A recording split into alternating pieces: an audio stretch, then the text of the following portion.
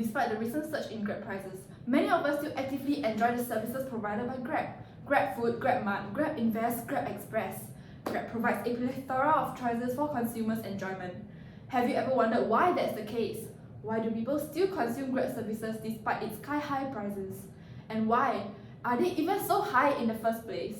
Today, we will be finding out more from our fellow SMU friends and hopefully gain some insights from Grab drivers who are taking a break from their work shift. Good afternoon everyone, this is Anju and today we'll be interviewing people on the streets to find out how price surge has impacted our lives. What are you waiting for? Come with me!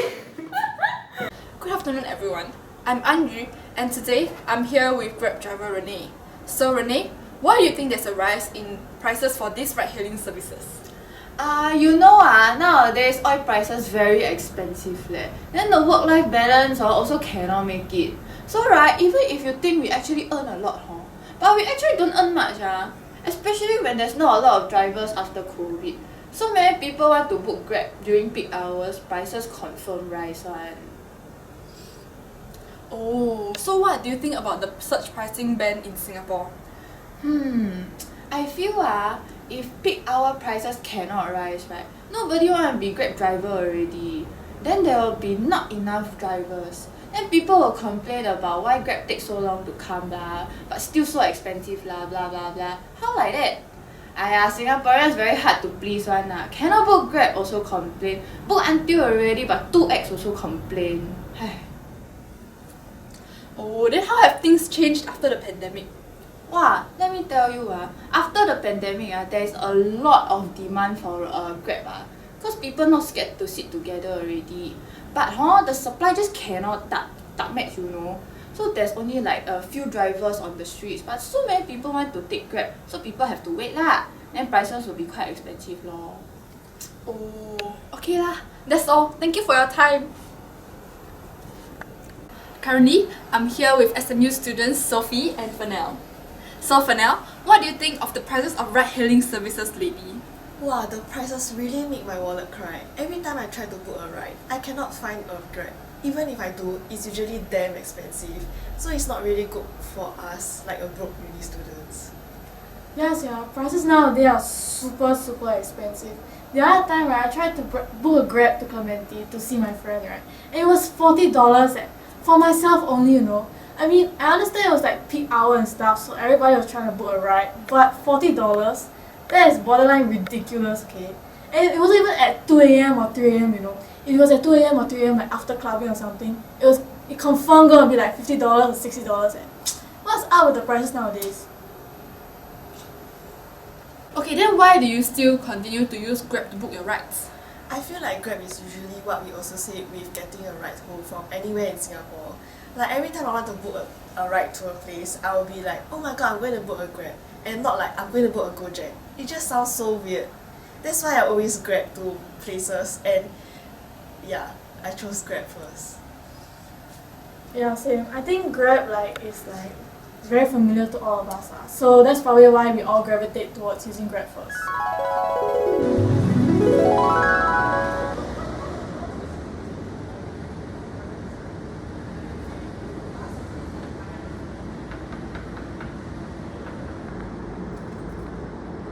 Hello, your Grab phone is here. Thank you.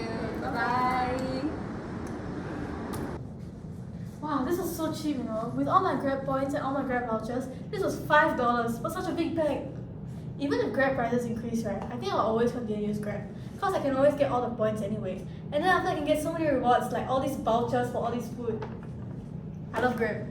I will always use Grab. Oh, sorry, my Grab is here already. Oh, okay, can. Thank you for your Okay, let's go. Hey, hello. Hello. Get in.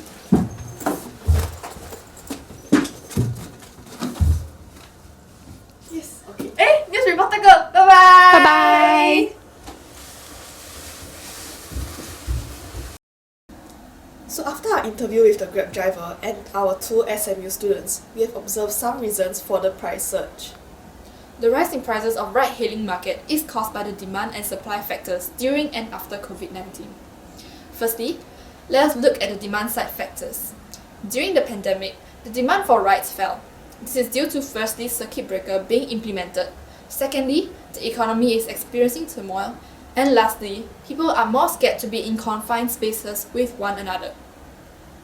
This is seen as a leftward shift in the demand curve from D1 to D2. After the pandemic, as our economy bounced back, there was an increase in demand for rides as people started travelling more. This is because people are no longer afraid to be near each other and people are no longer working from home. As shown in the graph, the demand curve for rides shifted rightwards from D2 to D3. The surge in demand is also contributed by the increase in popularity of ride-hailing services in the past few years. Now, let's look at the supply side factors. Recently, there has been an increase in oil prices, which is a factor of production in ride-hailing services. The increase in cost of production causes drivers to be less willing and able to provide ride services in the market. There is thus a simultaneous leftward shift in the supply curve from S1 to S2.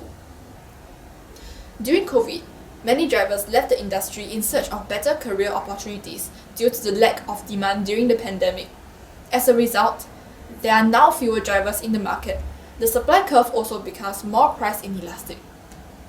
This means that while consumers are willing and able to purchase rides at higher prices, there is a less than proportional increase in quantity that drivers are willing and able to provide to the market. As a result of economic recovery, the increase in demand coupled with the more inelastic supply leads to a surge in prices for rides. However, in the long run, there may be more drivers entering the market, thus there will be sufficient supply to meet the demand. In this case, the shortage will be reduced and prices will go down. But why is Grab specifically more expensive than other apps like Gojek and Ride? So back in 2018, Grab acquired Uber. Since then, Grab owns 71% market share in the ride-hailing market. The ride-hailing market has changed from oligopoly to monopoly, as one firm is owning more than 70% of the market share. Having more market share means that, firstly, there is a greater demand for its services due to its bigger consumer base. This makes Grab a price setter where it is able to enjoy a high price markup without experiencing much fall in quantity demand. Being able to set prices at the point where MR equals MC instead of P equals MC, resulting in a deadweight loss. Secondly, as there are now fewer competitors in the market, there are lesser substitutes. This makes the demand curve for Grab more price inelastic. With an inelastic demand curve, it enables Grab to increase prices while minimizing the fall in quantity, allowing Grab to enjoy higher profits. So, is the government doing anything to fix the price surge in the ride-hailing market? One potential solution that has been considered to battle the price surge is the introduction of a price ceiling. The introduction of a price ceiling will keep the ride-hailing services capped at a certain maximum price that the consumers will have to pay for its service. This prevents the organizations in the ride-hailing industry from abusing their market power by charging its consumers excessively high prices and protects consumers' welfare. As a result of the price ceiling, consumers are willing and able to consume more ride services. However, drivers are further disincentivized to provide their service due to lower wages. The simultaneous increase in demand and the decrease in supply leads to a shortage in the market. A price ceiling is not recommended as it forces more drivers out of the market. This could result in unintended negative consequences, such as longer waiting times and even fewer drivers in the market. And as for Grab and the monopoly, Competition and Consumer Commission of Singapore fined Grab $6.4 million, while Uber was fined about $6.58 million.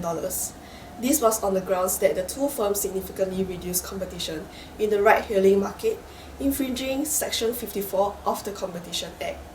Now that we have found out the causes for the surge in prices in the ride-hailing market, why is it that despite the high prices, people like us still actively consume Grab services? This is because Grab has a price inelastic demand.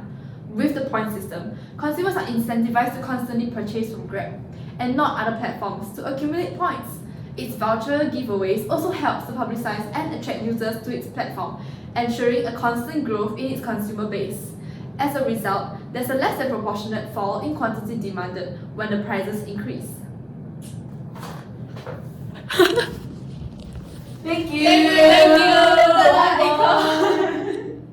Can I zoom in?